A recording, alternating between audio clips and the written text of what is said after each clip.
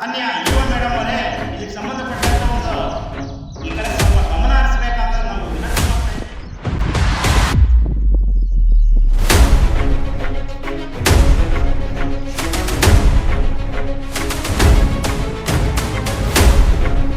ಲಕ್ಷಾಂತರ ವೆಚ್ಚದಲ್ಲಿ ವಿಲೇವಾರಿ ಘಟಕ ಇದುವರೆಗೂ ಯಾವುದೇ ರೀತಿಯ ಕಾರ್ಯಕತೆ ಇಲ್ಲ.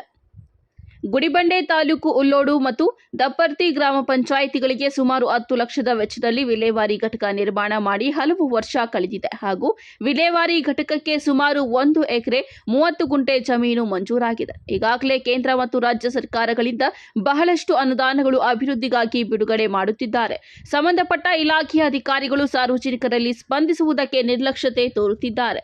ಸ್ವಚ್ಛತೆಗಾಗಿ ಬಹಳಷ್ಟು ಅನುದಾನಗಳು ಬಿಡುಗಡೆ ಮಾಡಿದ್ರು ಇಲ್ಲಿ ಗ್ರಾಮೀಣ ಭಾಗದ ಜನರಲ್ಲಿ ಸ್ವಚ್ಛತೆ ಬಗ್ಗೆ ಅರಿವು ಮೂಡಿಸುವುದು ಗ್ರಾಮ ಪಂಚಾಯಿತಿಯ ಸದಸ್ಯರ ಹಾಗೂ ಅಧಿಕಾರಿಗಳ ಜವಾಬ್ದಾರಿ. ಕೇಂದ್ರ ಮತ್ತು ರಾಜ್ಯ ಸರ್ಕಾರಗಳಿಂದ ಬಹಳಷ್ಟು ಅನುದಾನಗಳನ್ನು ಬಿಡುಗಡೆ ಮಾಡಿದ್ರು ಪ್ರತಿಯೊಂದು ಪಂಚಾಯಿತಿಗೆ ವಾಹನಗಳನ್ನು ನೀಡಿರುತ್ತಾರೆ.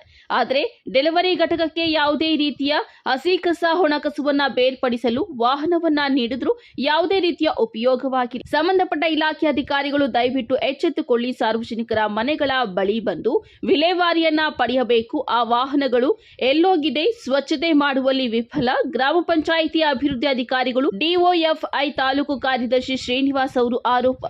ವರದಿ ಸತೀಶ್ ಬಾಬು ಎ ನಂದಿ ಟಿವಿ ಗುಡಿಬಂಡೆ.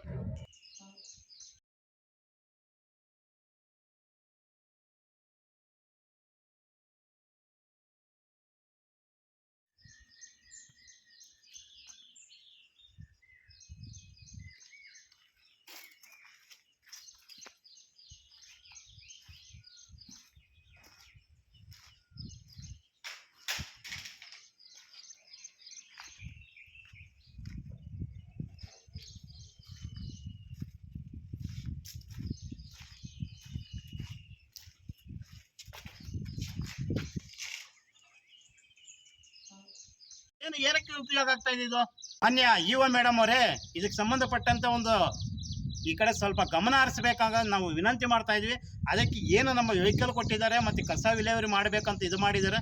ರೈತರಿಗೆ ಸಾರ್ವಜನಿಕರಿಗೆ ಸ್ವಲ್ಪ ಗೊಬ್ಬರ ವ್ಯವಸ್ಥೆ ಮಾಡೋ ಥರ ವ್ಯವಸ್ಥೆ ಮಾಡಿಕೊಡ್ಬೇಕಂತ ತಮ್ಮಲ್ಲಿ ವಿನಂತಿ ಮಾಡ್ತಾ ಇದ್ವಿ. ಒಂದು ವೇಳೆ ನೀವು ಮಾಡಲಿಲ್ಲ ಅಂದರೆ ಮುಂದಿನ ದಿನಗಳಲ್ಲಿ ನಾವು ಒಂದು ಉಗ್ರವಾದ ಹೋರಾಟ ಮಾಡ್ತೀವಿ ಅಂತ ಎಚ್ಚರಿಕೆಯನ್ನು ಕೊಡ್ತಾ ಇದ್ವಿ. ರೀತಿಯಾಗಿ ಗ್ರಾಮ ಪಂಚಾಯತ್ ನಾವು ಇದ್ರ ಸಂಬಂಧಪಟ್ಟಂತೆ 2-3 ಸುದ್ದಿಯನ್ನು ಮಾಧ್ಯಮದಲ್ಲಿ ಬಂದಿತ್ತು. ಏನಂತ ಉದ್ಯೋಗ ಬೇಕು ಅಂತ. ಸುಮಾರು ಎಷ್ಟು ಜನಕ್ಕೆ ಉದ್ಯೋಗ ಸಿಗ್ತದೆ ಈ ಕಸ ವಿಲೇವಾರಿ ಘಟಕ ಮಾಡುವುದರಿಂದ? ಇಲ್ಲಿ 4-5 ಜನಕ್ಕೆ ಉದ್ಯೋಗ ಸಿಗುತ್ತೆ. ಮತ್ತೇನು ನೀವು ಮನಸ್ಸು ಮಾಡಿದ್ರೆ, ಮಾನ್ಯ ಶಾಸಕರೇ ನೀವೇನು ಮಾಡ್ತಾ ಇದ್ದೀರಾ?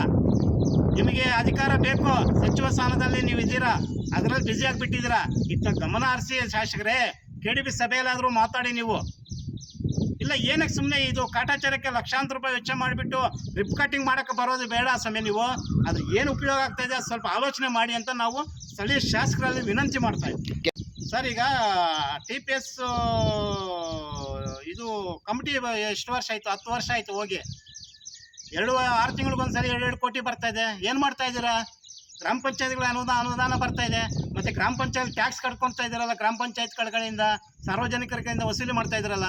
ಚಿಕ್ಕಬಳ್ಳಾಪುರ ಜಿಲ್ಲೆಯಲ್ಲಿ ನಂಬರ್ 1 ಅಂತ ತೋರಿಸ್ತಾ ಇದ್ರಲ್ಲ, ನೀವೇ ತೋರಿಸ್ತಾ ಇರೋ. ನಾವು ಹೇಳ್ತಾ ಇಲ್ಲ, ಅಂಕಿಅಂಶಗಳು ಸರ್ಕಾರನೇ ಹೇಳ್ತಾ ಇದೆ. ಏನು ಮಾಡ್ತಾ ಇದ್ದೀರಾ? ಅದರಲ್ಲಿ ಅನುದಾನದಲ್ಲಿ ಹಾಕಿದಿರಲ್ಲ, ನರೇಗಾದಲ್ಲಿ ಮಾಡಿಸಿದಿರಲ್ಲ, ನೀವೇ ಬೋರ್ಡ್ಗಳೇ ಕಾಣಿಸ್ತಾ ಇದೆಯಲ್ಲ. ನಾವು ಹೇಳ್ತಾ ಇಲ್ಲ.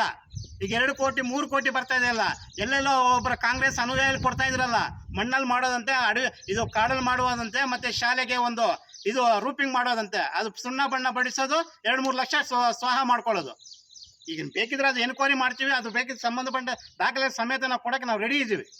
ಒಟ್ಟಾರೆಯಾಗಿ ಇದೇನು ಕಸ ವಿಲೇವಾರಿ ಘಟಕಗಳು ಏನಿದೆಯೋ ಇದು ರನ್ನಪ್ ಮಾಡಬೇಕು. ಇಲ್ಲಾಂದರೆ ರೈತರಿಗೆ ಅನುಕೂಲ ಆಗುತ್ತೆ. ಇಲ್ಲಾಂದರೆ ಮುಚ್ಚಿಬಿಡಿ, ಯಾವುದಾದ್ರೂ ಒಂದು ವಿಲೇಜ್ ಕೊಟ್ಬಿಡಿ, ಸೈಟ್ಗಳಿಗಾದರೂ ಮಾಡಿ ಬಡವರಿಗೆ ಒಂದು ನಿವೇಶನಗಳಿಗೆ ಆಗುತ್ತೆ. ಯಾಕೆ ಸುಮ್ಮನೆ ಇದು ದುಡ್ಡು ಸಾರ್ವಜನಿಕರ ಹಣವನ್ನು ವ್ಯಯ ಮಾಡ್ತಾ ಇದ್ದೀರಾ?